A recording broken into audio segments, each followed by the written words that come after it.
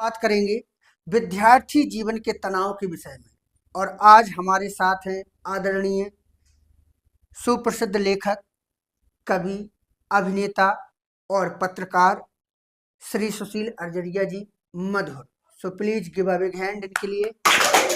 और आज हम देखते हैं कि विद्यार्थी जीवन के बारे में और विद्यार्थी जीवन के विषय में कि विद्यार्थी आज बहुत तनाव ले रहा है। तो मैं आपसे पूछना चाहूंगा सर कि तनाव के क्या कारण हो सकते हैं। पहले तो अतुल नाइक जी, आप स्वयं अंग्रेजी विषय के विशेषज्ञ हैं और आपने जो हमें अपने स्टूडियो में बुलाया है और हमसे विद्यार्थी जीवन के तनाव के बारे में जो चर्चा प्रारंभ की है, उसके लिए आपका बहुत बहुत हृदय से धन्यवाद। जहाँ तक मेरा नज़रिया है तो विद्यार्थी जीवन में तनाव सबसे ज़्यादा विद्यार्थियों के समय के प्रबंधन का सही न होना मुख्य कारण तो ये है। और फिर दूसरा, विद्यार्थियों के ऊपर विषय का भार बहुत ज़्यादा रहता है। विद्यार्थी अपने विषयों को अपनी रुचि के अनुसार अध्ययन के लिए प्रस्तुत नहीं कर पाते हैं। इस कारण से वो तनावग्रस्त हो जाते हैं। और फिर तनाव का कारण अतुल जी मुख्य तो ये भी है कि विद्यार्थी की सोच, विद्यार्थी का मस्तिष्क, जो आज का समय है, आज का समाज है, सोशल मीडिया ज़्यादा कुछ कैंसर की तरह विद्यार्थियों को लग गया है और विद्यार्थी बहुत ज़्यादा भटकाव की स्थिति में है। बहुत बहुत सही। और बात भी सत्य है कि विद्यार्थी जो है भटक रहा है, कहीं कुछ शायद उन्हें मार्गदर्शन नहीं मिला। एक लाइन मैंने भी हिंदी में पढ़ी है कि हमारे भारतीय लोग रेल के डिब्बे हैं। तो शायद ये बात आज विद्यार्थी जीवन पर भी कहीं ना कहीं लागू हो सकती है। लेकिन प्रश्न ये उठता है कि विद्यार्थी जो है तनाव को कैसे दूर करें, किस तरीका से, क्या इसका क्या उपाय करना चाहिए, कैसे विद्यार्थी अपने इस तनाव से मुक्ति पा सकते हैं भाई, क्योंकि यही तो हमारे देश की धुरी है, इनको बहुत आगे तक जाना है। तो सर मेरा क्वेश्चन आपसे ये है कि तनाव से विद्यार्थी दूर कैसे रहें।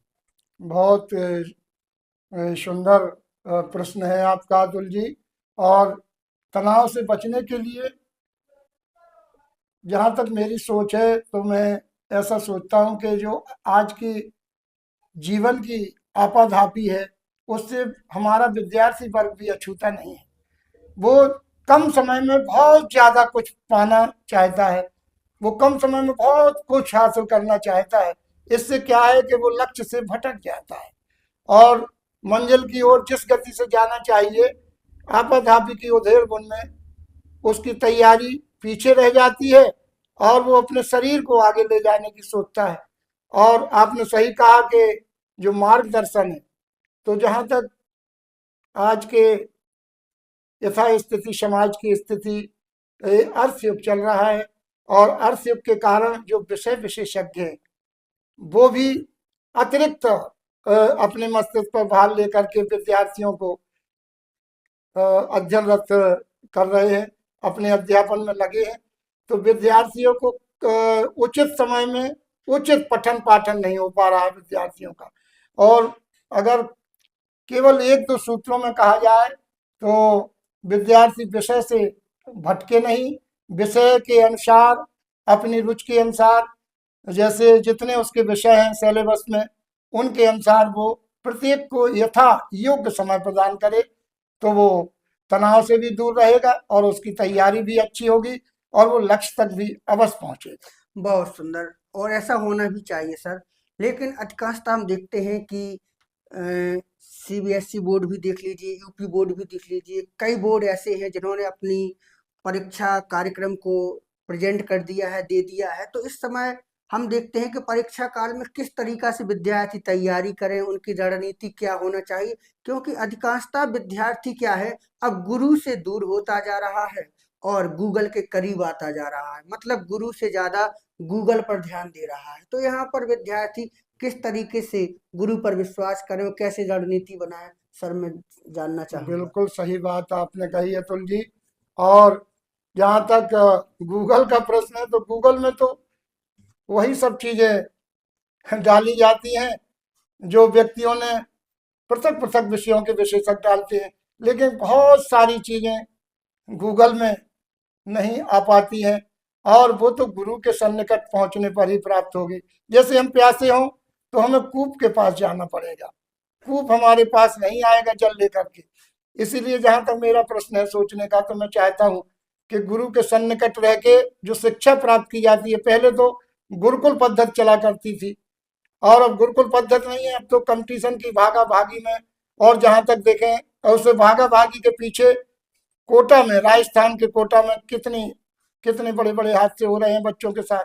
तो मैं चाहता हूं कि परीक्षा काल में जो पुरानी पद्धति है, पुराने नोट्स वगैरह, एक अच्छी डायरी बनाए, उसमें पुराने नोट्स अपने संकलन करे और उसका सही समय पर अध्ययन करे, और फिर विषय विशेषज्ञ जो अपने से अनुभवी है, चाहे अपना बड़ा भाई हो या समाज का प्रतिष्ठित शिक्षाविद हो। कई लोग बिना पैसे के भी शिक्षा देने को तैयार हैं, लेकिन बच्चे जाते नहीं है उनके पास। तो बच्चे अगर उनके सन्निकट जाए और समय का सही प्रबंधन करके कम समय में अपनी तैयारी करना पड़ती है, तो सूत्र बाई सूत्र उनको पढ़े तो अवश्य सफलता उन्हें हासिल होगी। जी सर, बहुत सुंदर आपने जानकारी दी है सर। और यथार्थ है कि गुरु पर विश्वास तो करना ही होगा, और कहा भी गया है कि अगर आप गुरु की उंगली पकड़कर चढ़ोगे तो आपको किसी के पैर पकड़ने की आवश्यकता नहीं होगी, यथार्थ है। और हमारे साथ कुछ विद्यार्थी जुड़े हुए हैं, उनके हम प्रश्न लेना चाहेंगे सर। तो आपका क्वेश्चन रखें आप। नमस्ते, मेरा नाम ईशु नामदेव है और मैं कोलपहाड़ क्रिश्चियन स्कूल सीबीएसई बोर्ड का छात्र हूँ। जब हमारी परीक्षा नज़दीक आती है तो हमें सबसे ज़्यादा समस्या विषय प्रबंधन करने में होती है। हमें ये लगता है कि हम अपना विषय प्रबंधन कैसे करें। ईशु भाई, आप अपने विषय के प्रबंधन के लिए जो आपके पास संसाधन उपलब्ध है, यानी आपके पास नोट्स बुक और भी जो आज के भौतिक संसाधन है, जैसे कंप्यूटर, लैपटॉप वगैरह, मोबाइल वगैरह, तो उसका सही समुचित उपयोग करें। और अगर आप समुचित उपयोग करेंगे और उपलब्ध संसाधन के अनुसार चलेंगे, उसमें आप डायरी वगैरह भी एक अपनी निजी बना सकते हैं विषयों के अनुसार। और एक और महत्वपूर्ण बात है, आप अपने विषयों का चयन अपनी रुचि के अनुसार करें। जैसे किसी को गणित अच्छी लगती है, कोई विज्ञान को अच्छे से पढ़ना चाहता है पहले, कोई कोई कोई व्यक्ति हिंदी को भी पहले पढ़ना चाहता है। तो मैं चाहता हूं कि बच्चे पर थोपा न जाए। ईशु भाई, आप अपने रुचि के अनुसार विषय का चयन करें और उसके अनुसार अध्ययन करें, तो परीक्षा काल में भी आप बहुत जल्दी कम समय में ज्यादा कुछ पढ़ लेंगे और सफल होंगे। चलिएगा, आप अपना क्वेश्चन कुछ पूछना चाहेंगे। गुरुजी प्रणाम, मेरा नाम योगेश नायक है। मैं कक्षा 10वीं का विद्यार्थी हूँ। मेरा आपसे यह प्रश्न है कि पढ़ते समय मन बहुत भटकता है, तो ध्यान केंद्रित करने के लिए आप कोई उपाय बताएं। आपके प्रश्न में ही योगेश उसका उत्तर छुपा है। आपने कहा कि ध्यान यहाँ वहां भटकता है, बस ध्यान की ही बात है। आप किसी भी क्षेत्र में हो, अगर आप उस विषय को, उस क्षेत्र को अपने ध्यान में, अपने मनो मस्तिष्क में एकाग्रता लेकर, एकाग्रता कैसे आएगी? आप दूसरा क्वेश्चन करेंगे एकाग्रता कैसे आए, तो एकाग्रता आपके पास जब आएगी जब आप विषय के साथ जिए, आप अपनी लाइफ को अपने सब्जेक्ट के अनुसार ढालें। ढालेंगे कैसे? उसके लिए आपको थोड़ा योगा कर सकते हैं, थोड़ी बहुत अपने शरीर को हिला डुला सकते हैं, जिसको आसन कहते हैं। और आसन के साथ आप अपने आहार और विचार पर, आप अपनी सोच पर और आहार पर, आहार हल्का लें।